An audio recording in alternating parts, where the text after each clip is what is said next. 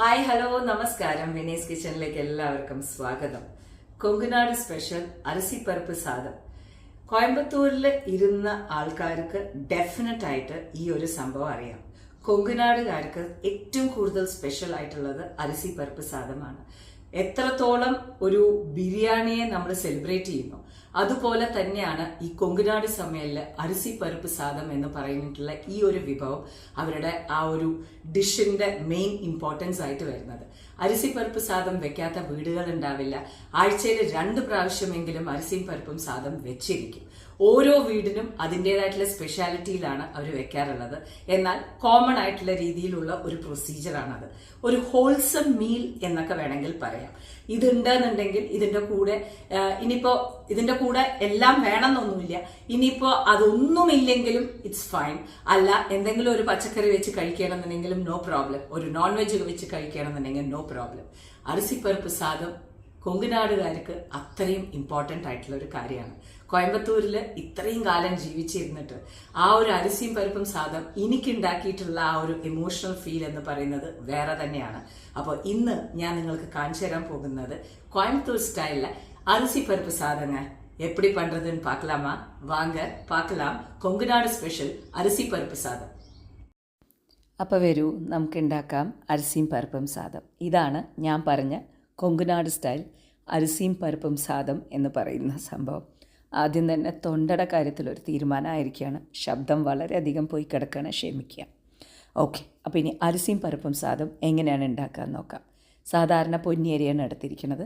2 glass എടുത്തിട്ടുണ്ട്. ഈ ഒരു ഗ്ലാസ്സിന് 2 ഗ്ലാസ് എടുത്തിട്ടുണ്ട്. അതിന് 1/2 ഗ്ലാസോളം പരിപ്പ്, തുവരപ്പരിപ്പ് എടുക്കുക. ഓക്കെ, ഇത് രണ്ടും കൂടി നന്നായി കഴുകിയിട്ട് നമുക്ക് മാറ്റി വയ്ക്കാം. ഇനി കുക്കറിലാണ് ചെയ്യണത്. കടലെണ്ണയാണ് എടുത്തിരിക്കുന്നത്. അപ്പോൾ നിങ്ങൾക്ക് ഏത് എണ്ണ വേണമെങ്കിലും എടുക്കാം കേട്ടുള്ളൂ. ഇതിൽ കുറച്ച് പെരുംജീരകം, ഒരേ ഒരു ഗ്രാമ്പ്, കുറച്ച് പട്ട, വറ്റൽമുളക്. ഇനി ഇവിടെ ഇട്ടിരിക്കുന്നത് ചെറിയ ഉള്ളിയാണ്. നല്ലോണം ചെറിയ ഉള്ളി എടുക്കുക. ഒരു 5-6 പച്ചമുളക്, കുറച്ച് വെളുത്തുള്ളി. ഇതെല്ലാം കൂടി ഇട്ടിട്ട് നന്നായിട്ട് വഴറ്റുക. നമ്മൾ മുളക് പൊടി ഇടുന്നില്ല. എരിവ് മുഴുവൻ വറ്റൽമുളകിൻ്റെയും മറ്റേ പച്ചമുളകിൻ്റെയാണ്. ഇനി കംപ്ലീറ്റ് പരിപ്പ് ചോറിനും ആവശ്യമായിട്ടുള്ള ഉപ്പിട്ടിട്ട് നന്നായിട്ട് വഴറ്റുക കേട്ടോ. ബ്രൗൺ കളറൊന്നും ആവേണ്ട ആവശ്യമില്ല. ഇനി നമ്മളിതിലേക്ക് മഞ്ഞൾപ്പൊടി മാത്രമാണ് ഇടുന്നത്. മുളക് പൊടിയോ സാമ്പാർ പൊടിയോ ഒന്നും ഇടില്ല. ഇത് ഞാൻ പറഞ്ഞില്ലേ, പലവരും പല രീതിയിലാണ് വയ്ക്കുക. ഇത് ഞാൻ വയ്ക്കുന്ന രീതിയാണ്. അപ്പോൾ മഞ്ഞൾപ്പൊടി ഇട്ടിട്ടുണ്ട്. ഇനി ഞാൻ 2 തക്കാളി ഇട്ടിട്ടുണ്ട്. അതും കൂടി ഇട്ടിട്ട് നന്നായിട്ട് വഴറ്റുക. ഇനി ഈ ഒരു തക്കാളിയും ഉള്ളിയും കൂടിയിട്ട് നന്നായിട്ട് ഇങ്ങനെ അലിഞ്ഞു പോണ മാതിരി ആവണം. ആ സമയത്താണ് നമ്മൾ വാർത്ത് വെച്ചിരിക്കുന്ന, അതായത് നമ്മൾ എടുത്തു വെച്ചിരിക്കുന്ന അരിയും പരിപ്പും കൂടി ഇടാൻ പോകണം. ഇതിൻ്റെ കോമ്പിനേഷൻ നോക്കുകയാണെങ്കിൽ ഉരുളക്കിഴങ്ങും വഴുതിനങ്ങയും കൂടിയിട്ടുള്ള ഉപ്പേരിയാണ്. അപ്പോൾ ഇനി ഇതാ നല്ല പോലെ ഇത് രണ്ടും നന്നായിട്ട് അലിഞ്ഞു പോകണ പോലെ ആയിട്ടുണ്ട്. ഇനി നമുക്ക് അരിയും പരിപ്പും കൂടി കഴുകി വെച്ചതിനെ ഇതിലേക്ക് ഇടാം. ഇതിലേക്ക് ഇട്ടിട്ട് കുഴഞ്ഞിട്ടുള്ള രീതിയിൽ വേവണം.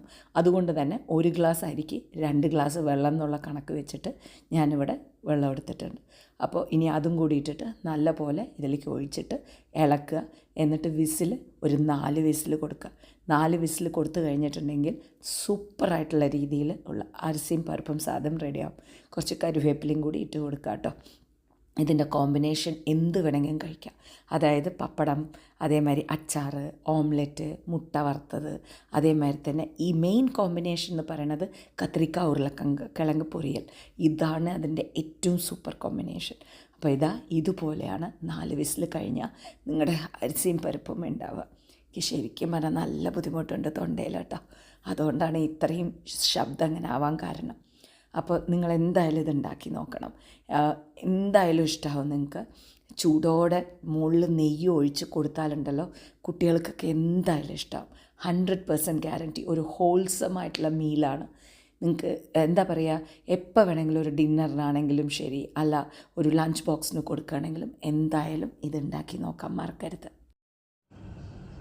ஏங்க வாங்க சாப்பிடலாம்.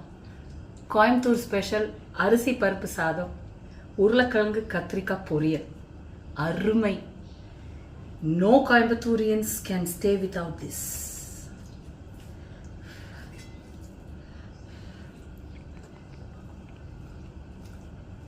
அது சூப்பர்.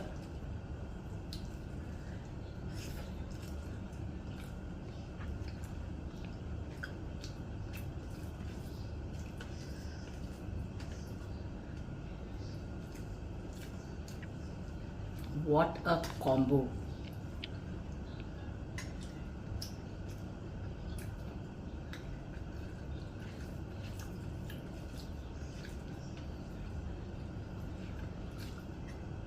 ഓരോരുത്തരും ഓരോ സ്റ്റൈലിലാണ് അരിസിയും പരിപ്പും വെക്കാം.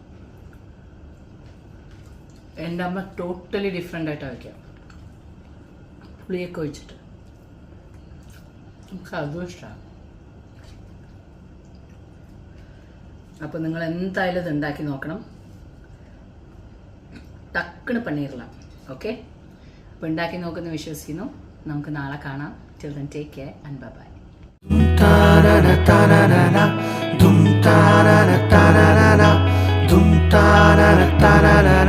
Vinny's Kitchen.